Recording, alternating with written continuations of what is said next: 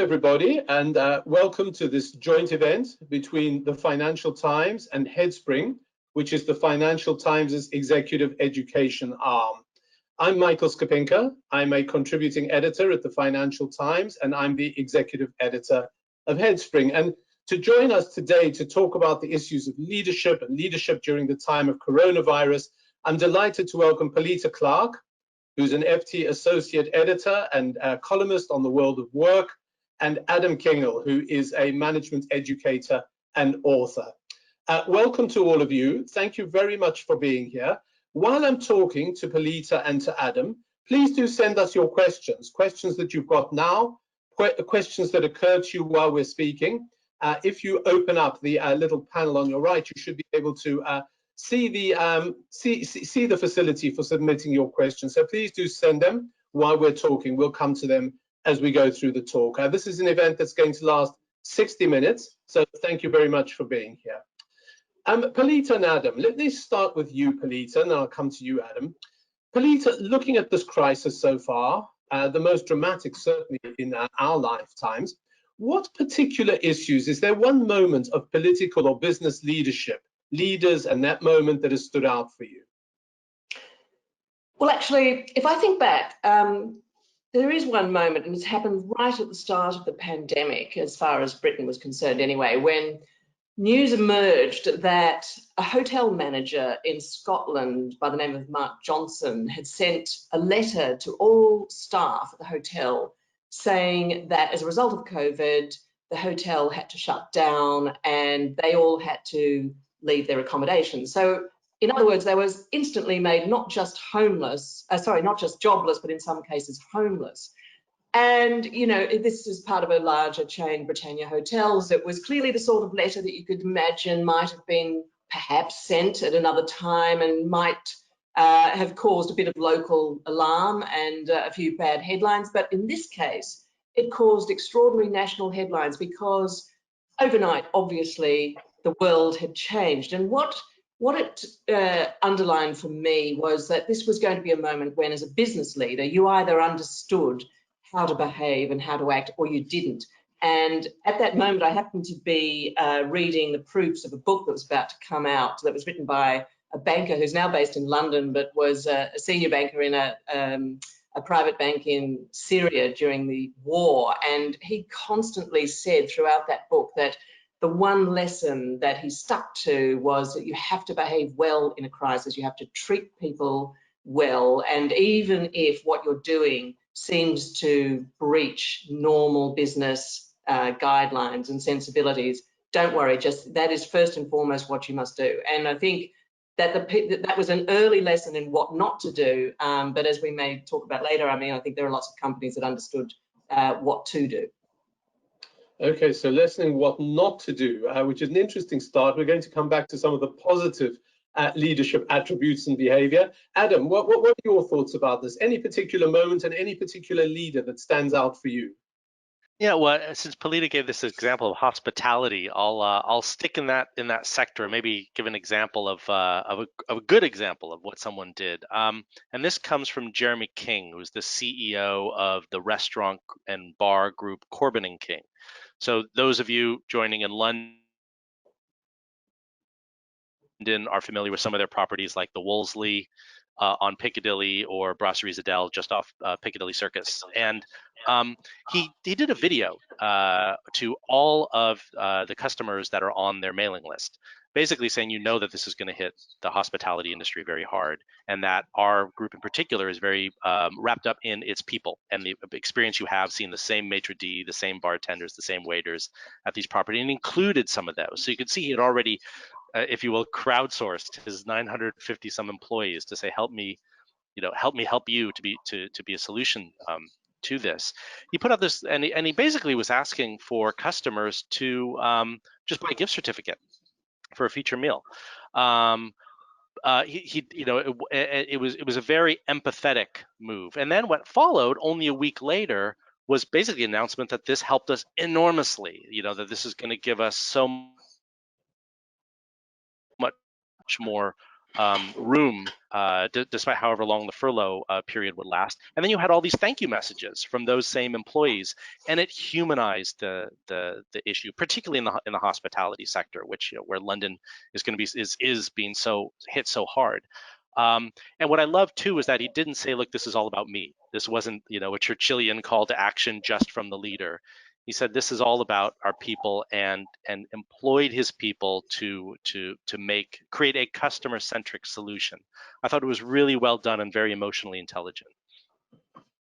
Thank you. Adam, just if you could lean into your camera and your microphone a bit more, if you could put your microphone just in front of your mouth. We seem to be losing you from time to time, but I think we got most of what you had to say. Palita, there has been a focus on business leadership, which I'd like to come to, but inevitably during a time when there's had to be great health and public policy responses, there's been a lot of emphasis on political leadership.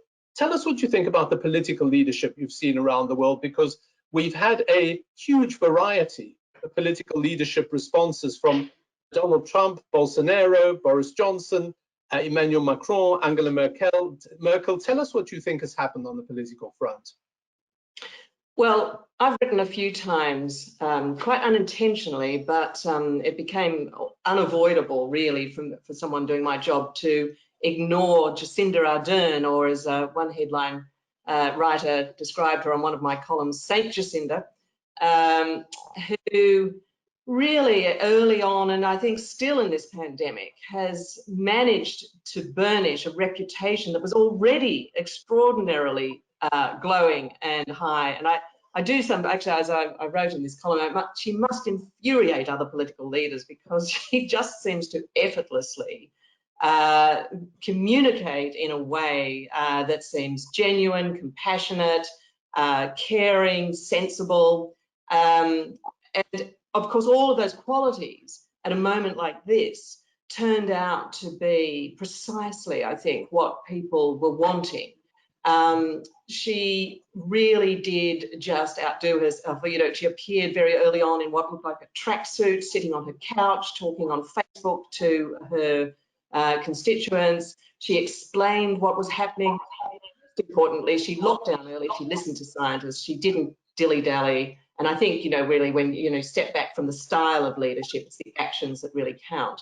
And then, just as it seemed she might be about to trot across a bit of water somewhere, she was being filmed live when an earthquake happened, which obviously happens quite a bit in New Zealand. She didn't even flinch. She barely moved. She just kept on rolling on. I mean, if anybody ever cuts her open and finds a lot of wires and tubes and things, I won't be surprised. She's quite extraordinary. But I would just add that it's very interesting. I'm from Australia, and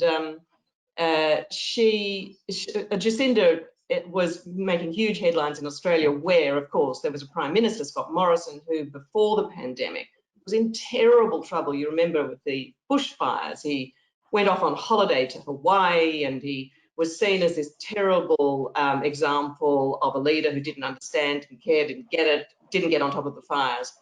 This time around, I think actually in a way he's more interesting than Jacinda Ardern, because he went in with this very, very troubled reputation. And he's emerged simply by being competent and by actually displaying quite interesting aspects of leadership, listening to other people, forming more of a sort of a national government.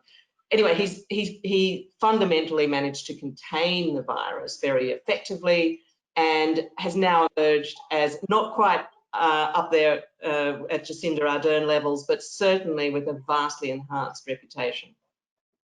Very, very interesting. We actually had a question which you've now already answered about Jacinda Ardern. Please, those of you on the call, do send in your other questions. I think we'll find them very interesting. Palita, just before we leave that, what I find very interesting about what you've told us is we've had one leader, Jacinda Ardern, seems to be a natural. She seems to know instinctively how to do it.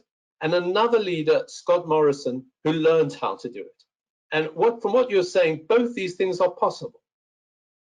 Yeah, I mean, call me very old-fashioned and cynical, but I'm not convinced that Jacinda Ardern is, when we use that term natural, I don't think that in politics it applies in quite, or for that matter in corporate leadership, that it applies in quite the same way as we think of it when we think of the way we relate to each other.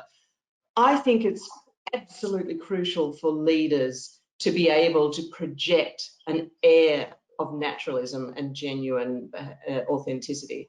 And there's a big difference. I think Theresa May really was probably, in her way, quite a natural and authentic politician.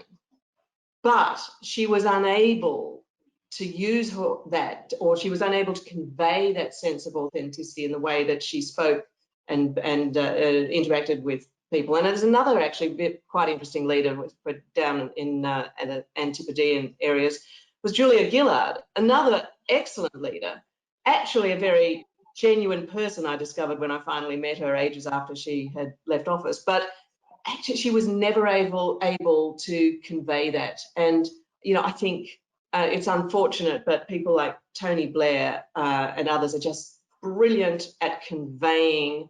It's not simple enough to say that they're good actors, but it's actually kind of closer to that than we'd sometimes like to think.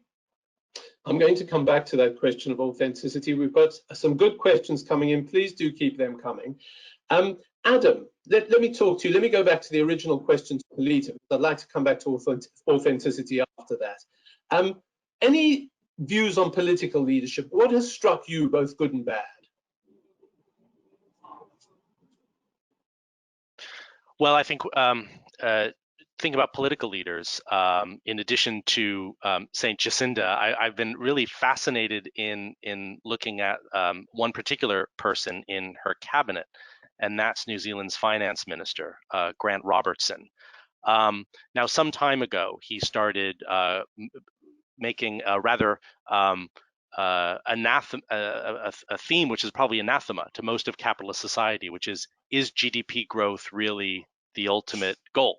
So this becomes quite a big experiment writ large.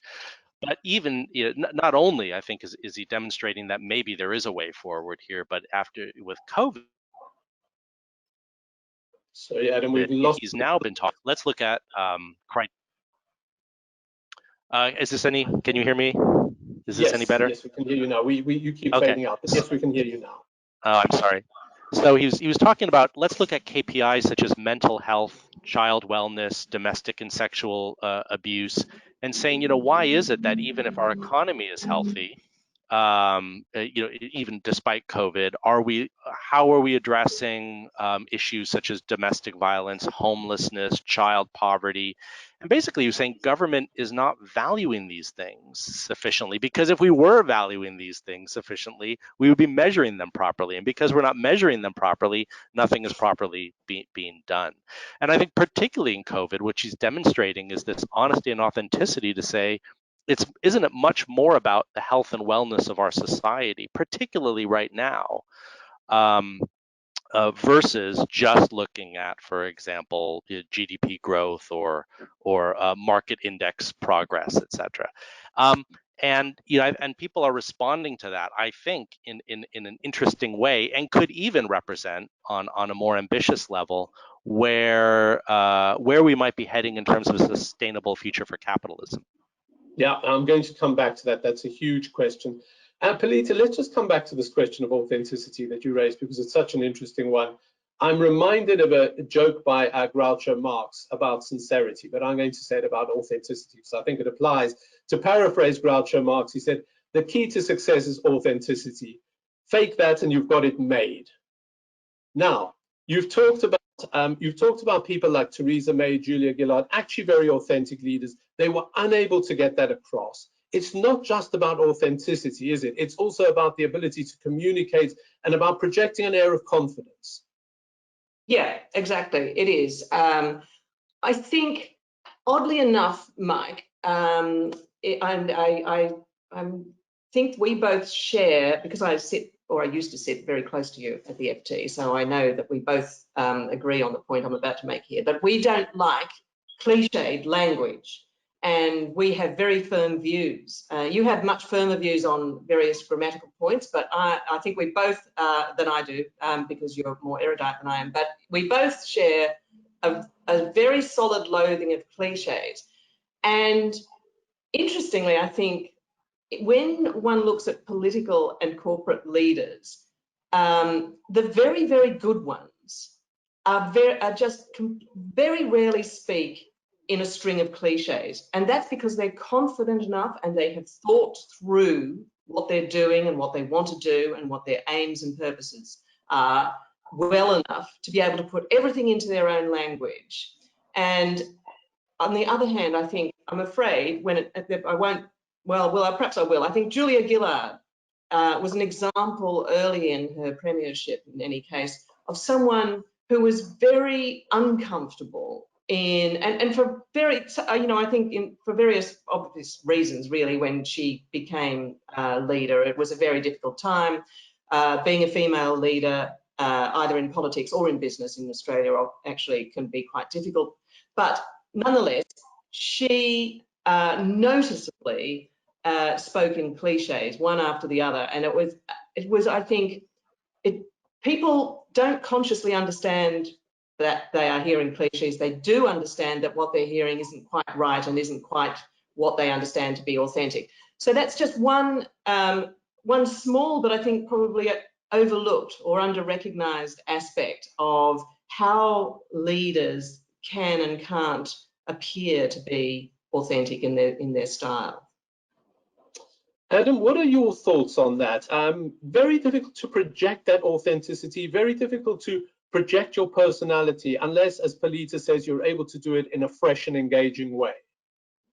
Yeah, I think that's true. I think there are a couple things that leadership literature is telling us in terms of how to do that, right? How do you actually show up as an authentic and leader? Well, one is you have to make it personal. So you have to know and tell your story. Not.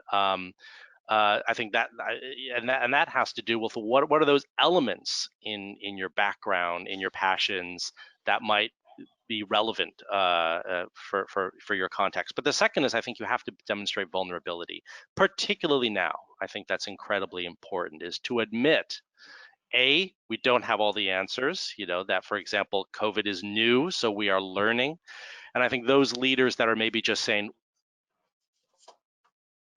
I have an approach and not veering, and are not veering from that path, are actually showing up less well than leaders saying we are working toward an answer, and if we learn something different that disproves some of our hypotheses, we will pivot. But I was particularly struck, a great example of that is Satya Nadella, the CEO of Microsoft, who he sent a letter to his employees quite early on in the COVID crisis, and he didn't talk about this is what we're doing, we're going to beat this. He told the story of his son who has cerebral palsy, basically making the point that my family is vulnerable. This scares me.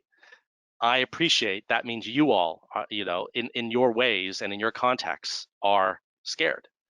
So we're going to do our best together, even if we don't know exactly what that's going to be. But I really do think that's what his people, what all of us, at least at that moment early on, were looking for, was the admission that A, we don't know everything, B, we are all vulnerable. And of course, what that gains you as a leader is patience from your people. In other words, the patience for you possibly to be wrong, and that particularly if you promise that we're going to learn. Learn from our mistakes.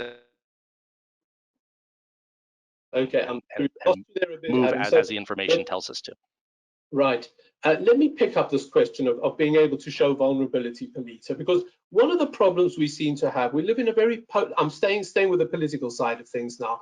We live in a very polarized culture, very polarized political culture, very partisan. We see this particularly in the US, we see it in the UK, but we see it in a lot of other countries as well. And one of the effects of that seems to be that when leaders admit to vulnerability, when they say, look, we're going to try this to see if it works, when it doesn't work, they're accused of failure, they're accused of executing U-turns. How do you handle this idea of leading during a time of such great uncertainty? How do you persuade people, we don't know the answers, but don't worry, I'm still in charge? I think I agree that is incredibly difficult, but I think if we look at the country that we're all in at the moment, we can see that it really does not work for any leader, particularly a political leader, to try to pretend, as ministers in the Johnson government here have done repeatedly, that no matter what is happening in front of people's eyes on their television screens, no matter what they're reading about the terrible disasters in care homes, no matter what nurses are saying in television interview after television about the lack of protective equipment, no matter what they're seeing about other countries taking different measures that seem to be working, at each turn in this country, it's almost as if there's been a sort of a line to take for ministers just to robotically repeat that it's not a failure. They haven't failed. Things are okay. You know, and I really do wonder if they had been able to just demonstrate a little more vulnerability and just say, we recognise that this hasn't worked. We are really trying. We're in a situation which they actually do say, to be fair, you know, the other countries are learning as they go, or they don't quite put it that way. I think it's incredibly off-putting, and in fact it engenders a sense of mistrust to hear leaders repeatedly say everything's under control when patently everything is not under control. So, you know, it is a very difficult balance to strike, and I understand to some extent why they are behaving in this way, but I think ultimately it becomes very, very difficult to withstand. And we saw what happened when the Prime Minister's advisor, Dominic Cummings, got into terrible trouble for effectively behaving in a way that he and the rest of the government have been telling everyone else not to behave. And so just for those participants who are not in the UK, he actually left London. He went to his parents' property in Durham, many miles away, when he wasn't supposed to. Yes, sorry, police. And that obviously did a lot of damage to the government.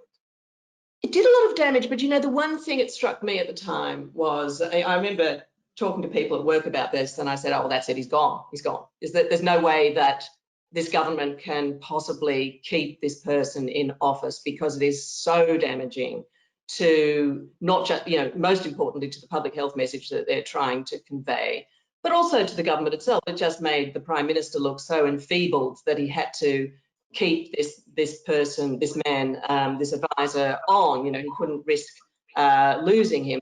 And then, to my astonishment, they decided no, it was going to be fine to keep him on. And I just think that really underlined and reinforced, and in fact intensified, this sense that it, in a way that they were not going to deviate from this peculiar approach of never admitting they'd done anything wrong and believing that they were invulnerable. And so, you know, we'll see. Maybe I'll be proven wrong, and by the time we come around to the next election, which after all is 4 years away, then all will be forgotten and forgiven. We'll see.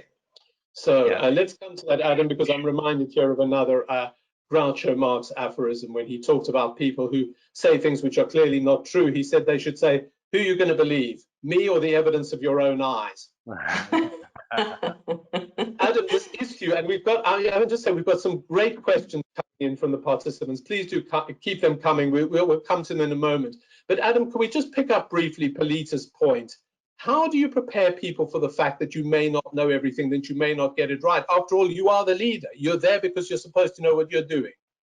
Yeah, well, there's an interesting paradox in vulnerability in leadership, and that is that if leaders say, I am perfect, that's a sure way for your people not to believe anything you're going to say thereafter, because we all know intuitively that no individual is perfect.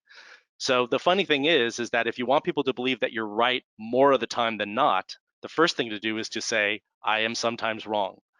You know, you have to make the equation balance.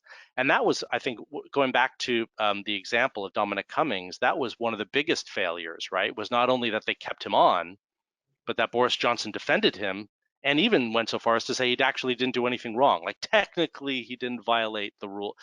At that point, a bigger issue, and that's around Johnson's own credibility. You know, and illustrated this point that he's never going to admit to error. The funny thing, I'm reminded of Anne Mulcahy, who was the CEO of Xerox, and quite incredibly, she was the CHRO. So you very rarely see someone go from the heading HR to being CEO, let alone taking the helm of a company that had been losing billions at that moment. And the first thing she said, I think, was, I guess I better take a finance course.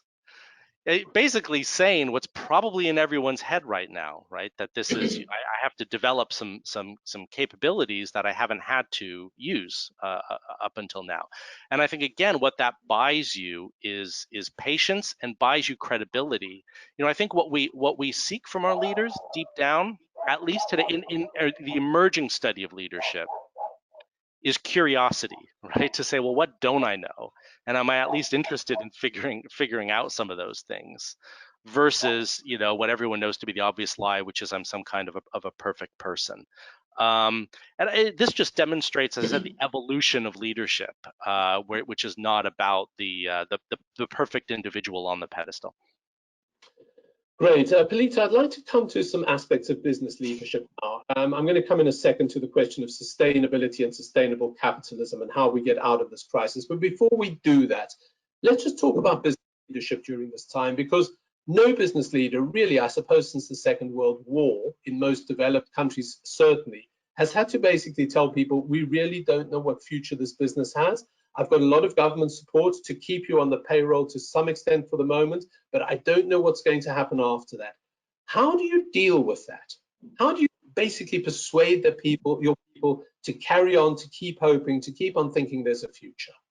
Yeah, it's a very, very interesting question, particularly at the moment. I think when in many countries we have thousands, if not millions, of people who are on furlough, and I really remember I was struck quite a while ago now when one of our colleagues at the FT quoted an analyst saying that he was afraid that there were all of these people walking around thinking they were on furlough, i.e. still employed and about to go back. But he said what they didn't realize was they're actually sacked. They'd actually been made redundant in accounting terms by the company anyway, just hadn't got around to telling them that. And, you know, it is, you know, I've spoken to a lot of business people about how one proceeds in this environment, which, as you say, is completely uncharted waters.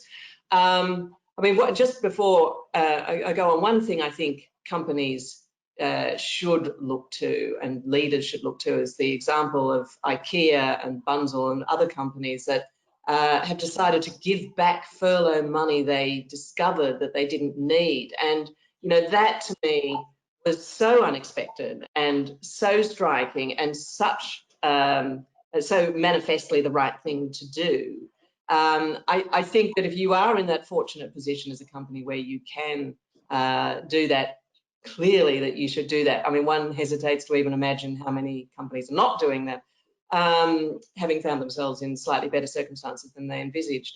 When it comes to deciding how you treat workers, I think, again, some of the themes that we've touched on here can only really be, can be reinforced, that one does have to try to be genuine and explain to people that you're doing your best. You tell them as much, they can, if they're a listed company, they'll already know to some extent how well you're doing. Communicate repeatedly and update people. Don't let them think, I think the worst thing perhaps is to let people think that they are actually coming back to a position, just, you know, to actually suggest that in writing or verbally that there is definitely going to be a job when you know there isn't.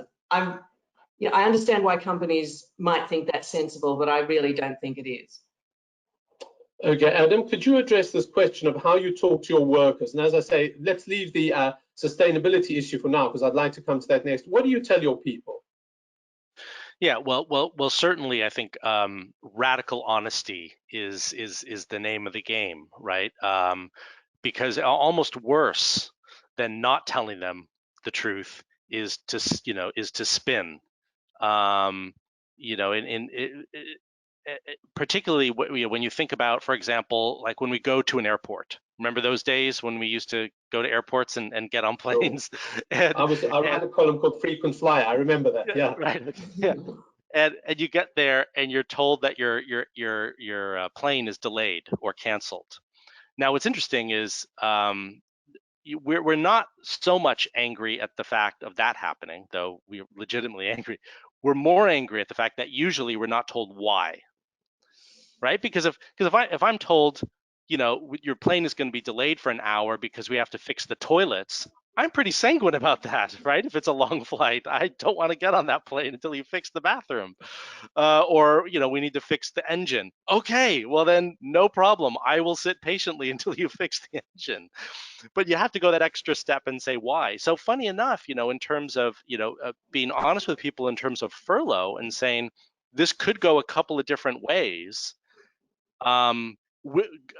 is a more resonant message than spin. Like, we're putting you on furlough now because that will save all of your jobs.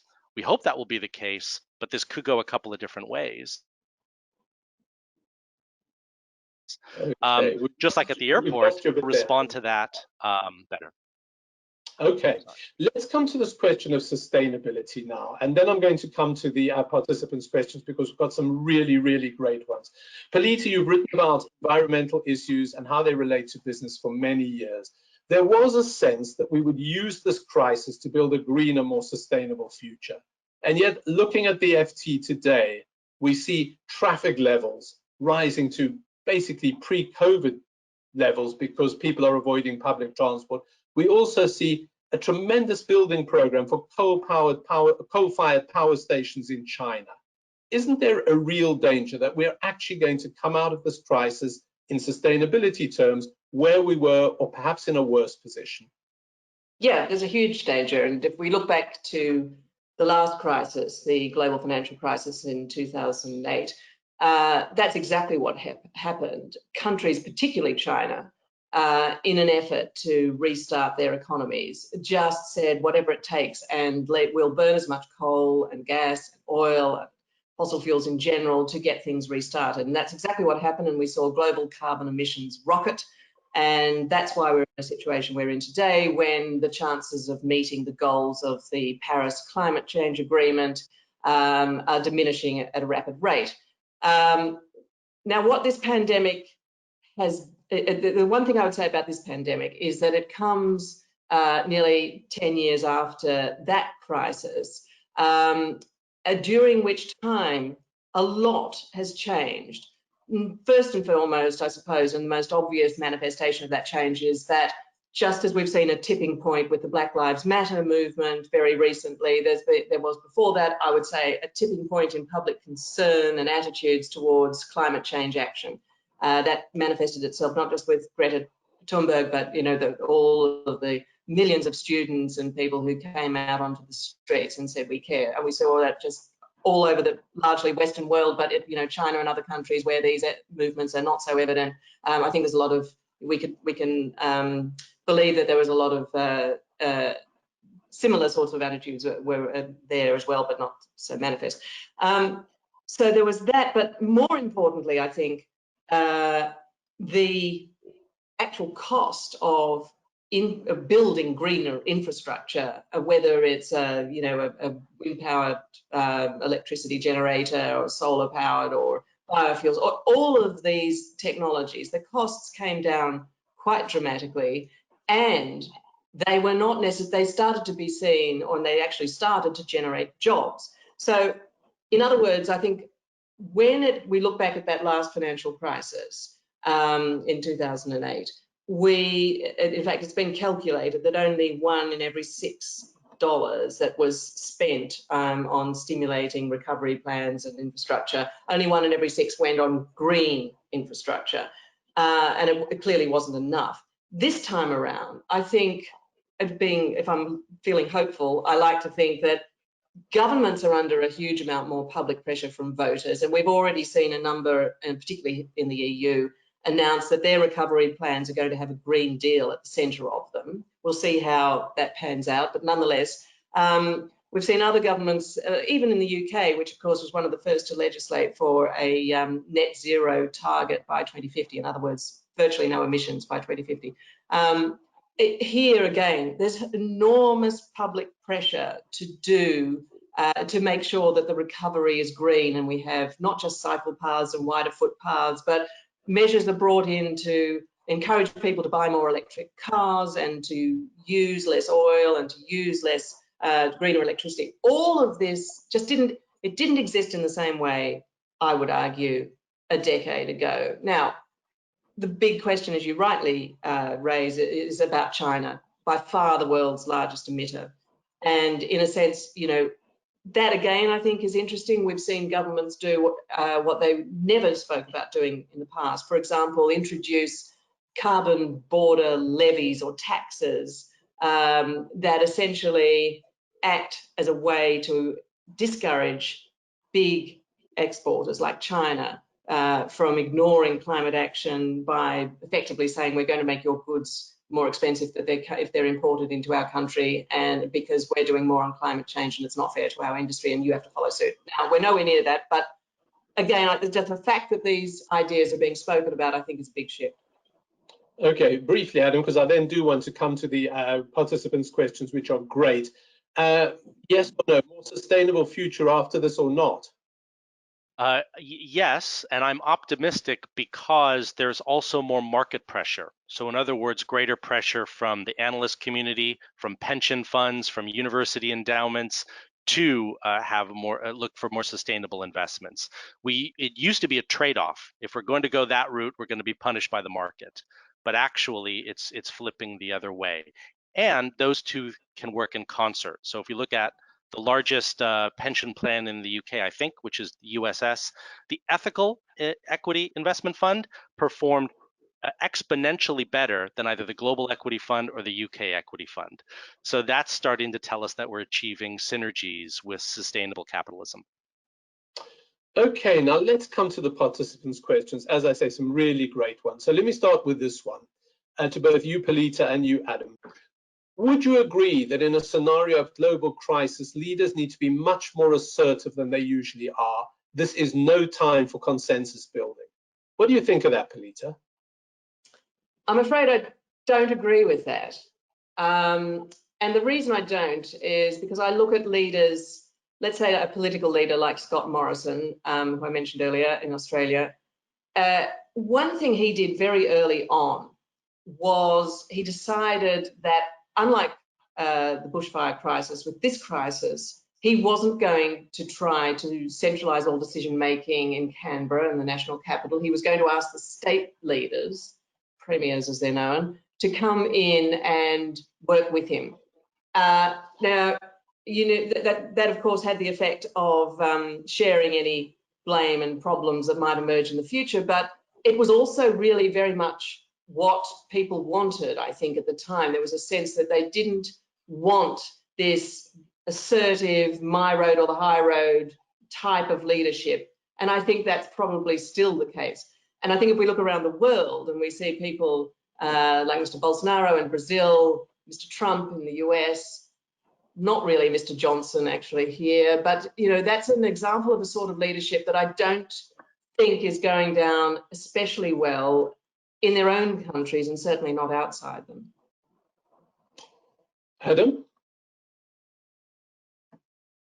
Yeah, so if I look at the corporate sector, I'm reminded of Tim Cook at Apple, right, who after the crisis at first was not offering full compensation to the most vulnerable parts of his employee base, like janitors and bus drivers, and he changed his mind.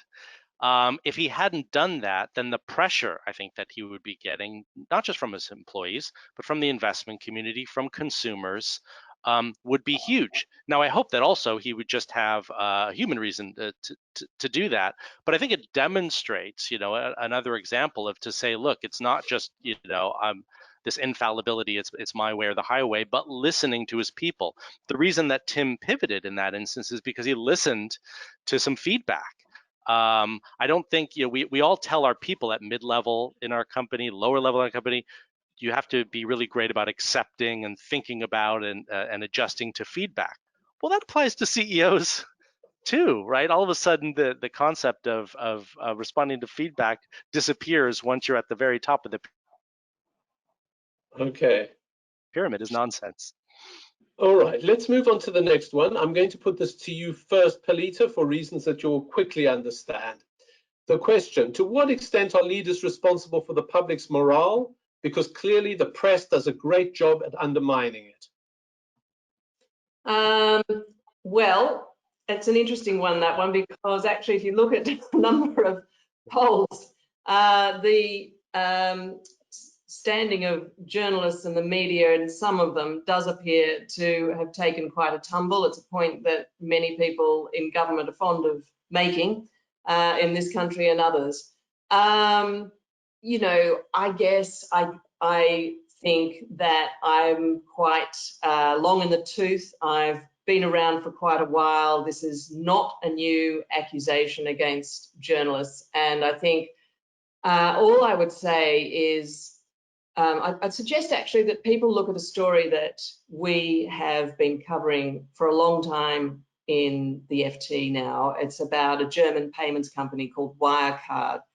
And when we started reporting on that, almost alone, not only did we not receive very much support, obviously, from the company itself, but even the regulators in Germany and other parts of the German financial establishment weren't really, you know, were inclined to think that we were being very negative and nitpicking, and weren't inclined to think that that was the sort of story that was either worth covering or that it might have been damaging in some way. You know, the fact is that people lost a lot of money. You know, the company now is in dire straits, as are all its main leaders.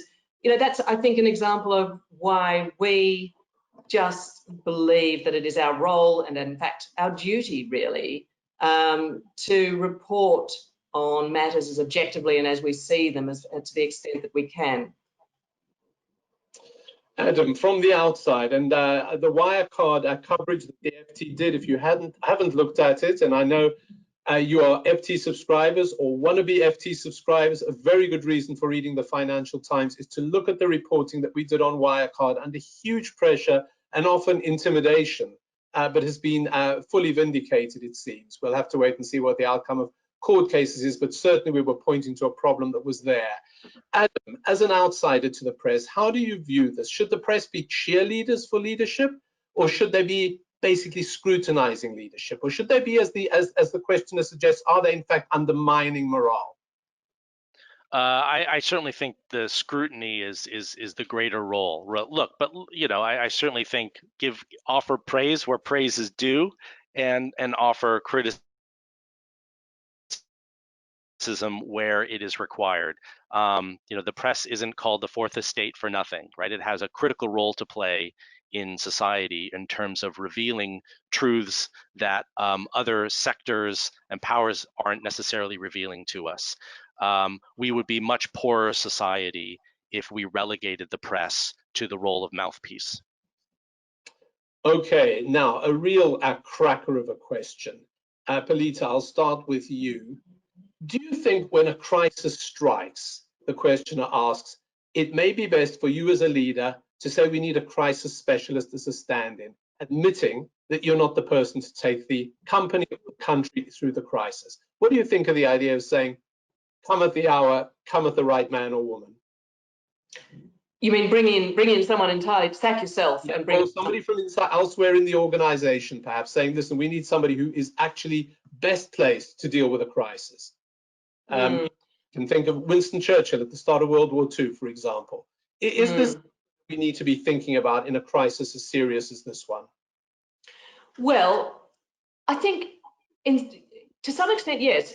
You know, I think what a crisis does is focus a leader's mind very intensely and very quickly on the different qualities in her or his leadership team.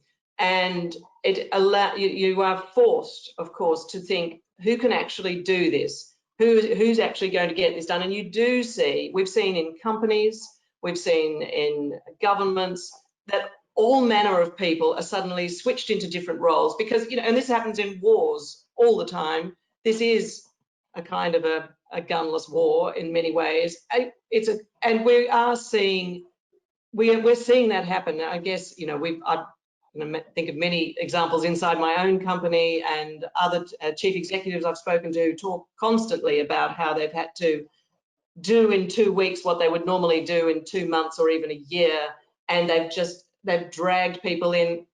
Often, I have to say, the larger the company, the more the instinct will be to go to a big consultancy. I understand that. I think it's a very interesting process for companies to see what sorts of resources, what sort of people they have internally. I can think of a lot of examples where let's trying to think of one I can talk about here, where people who might have had very junior or unexciting roles in logistics, supply chains.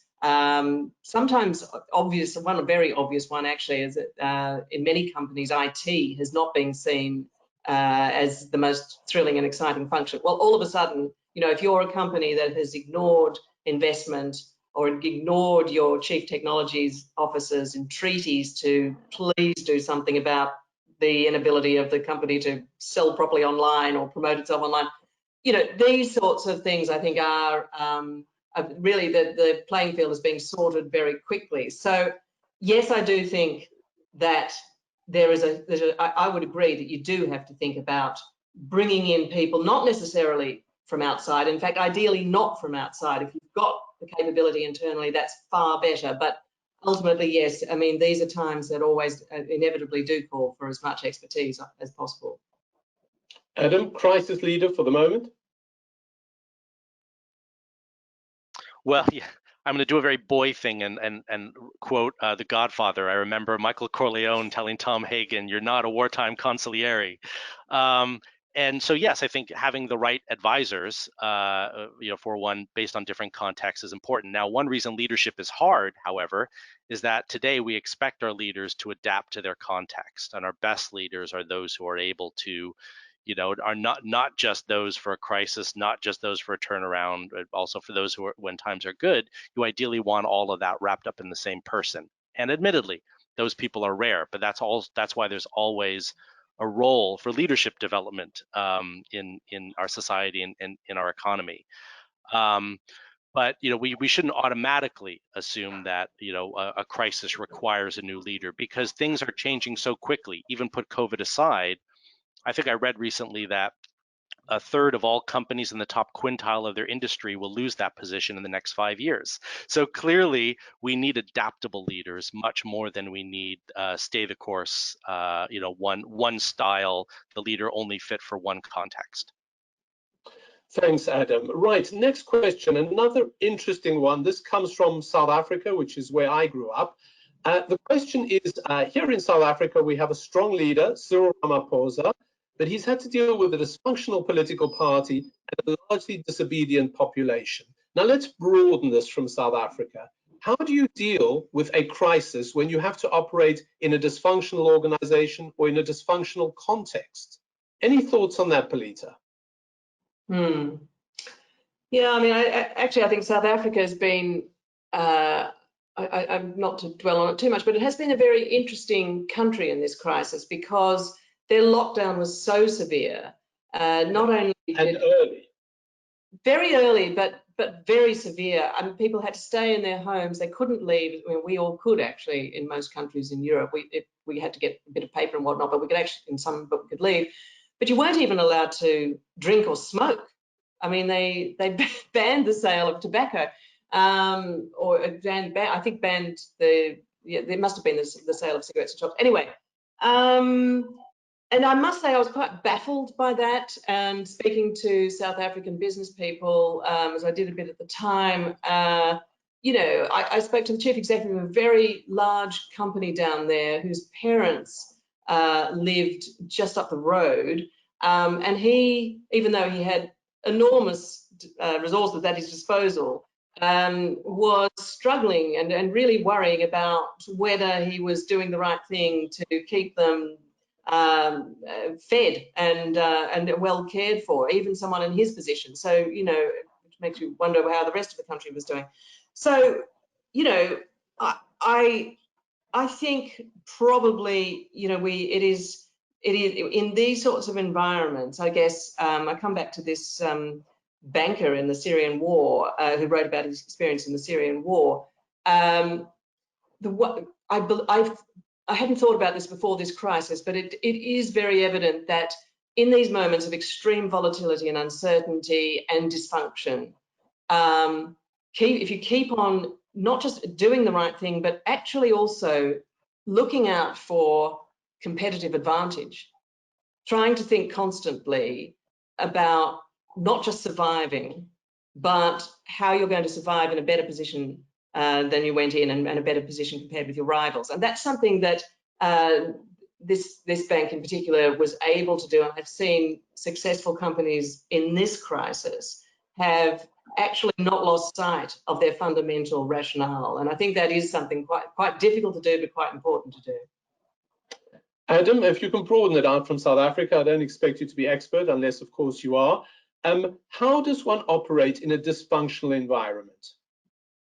Well, I think it's incumbent I'll use a corporate context. I think it's incumbent for leaders to question, dismantle, and re-engineer their bureaucracy, right? We sort of struggle with it, and then when we're in a position to do something about it, generally I find managers kind of shrug resignedly, choose to change the underlying architecture, philosophy, and DNA of what gets in the way of there being a more adaptable, innovative, inspirational, sustainable business. So I think we have to think of our leaders much more as activists who are willing to change the system, even if that system was partially responsible for their progress or success in their careers. Otherwise, I believe that we still find we victimize ourselves to contexts that we are in a position and authority to change. So I think we've got time for maybe one more question. So let's take this one.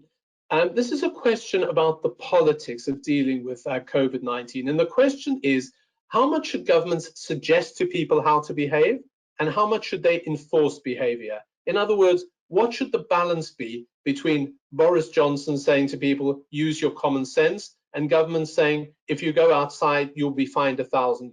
What do you think the balance of that should be, Polita?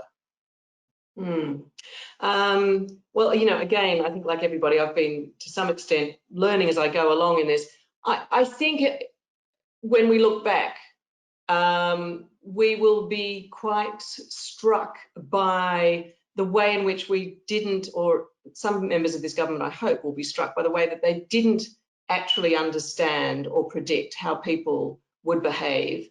And they really erred, I would say, on the side of, or they appear to believe that if they took action to try to shape people's behaviour, there was going to be a backlash that there wasn't. You know, I mean, I think it's quite interesting that some of these minutes that have come out from the scientific advisory groups who've been feeding in advice to the government, you can see there was quite a bit of discussion amongst them about whether laws were going to be required to make sure that people stayed home when the lockdown started, and in fact, whether the lockdown itself should be incredibly rigid, or whether one could get away with just sort of suggesting behaviour. And strikingly, you know, they felt as though people would be so rebellious and almost there'd be riots in the street. I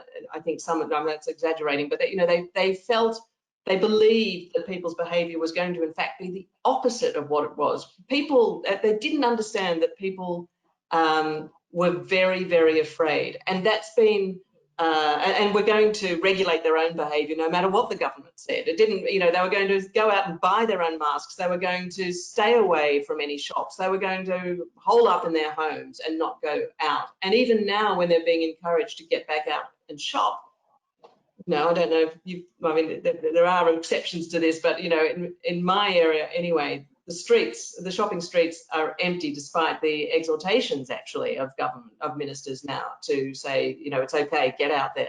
So, it's a very, very difficult assessment that ministers have had to make. I don't envy them, but I think that probably, we'll look back and realise that our understanding of people's behaviour in a crisis needs to be looked at again.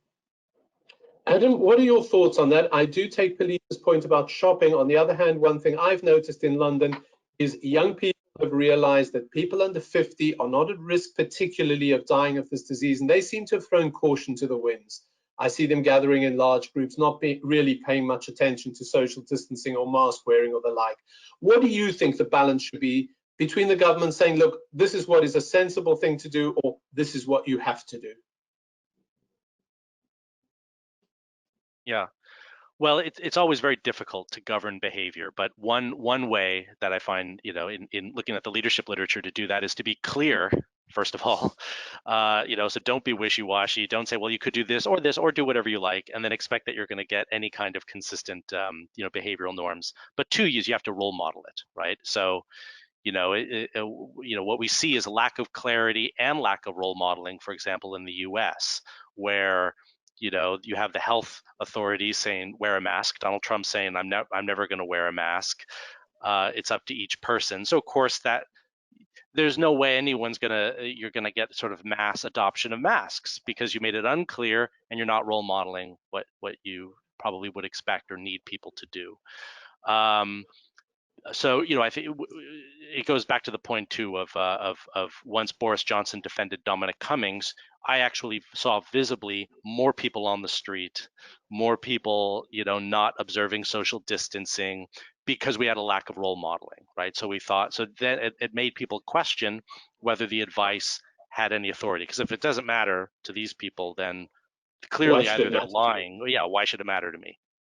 Okay, finally, I'm sorry we haven't got around to absolutely all the questions because there were a lot of them and they were very, very good. I think we managed to answer the majority. Finally, just a final word before I say goodbye. Doesn't matter if it's somebody you've mentioned before. Pelita and Adam, you're leader of this crisis, political or business. Pelita, put you on the spot. My leader, this has to be somebody who's impressed me, not appalled me, I assume. Yes. Well, I think I'm going to have to go back to Jacinda, I'm afraid. She really, as I say, if we discover that someone is programming her from afar at some point, I won't be surprised, but I have yet to see her put a foot wrong, so I'm going to put my money on Jacinda. Adam?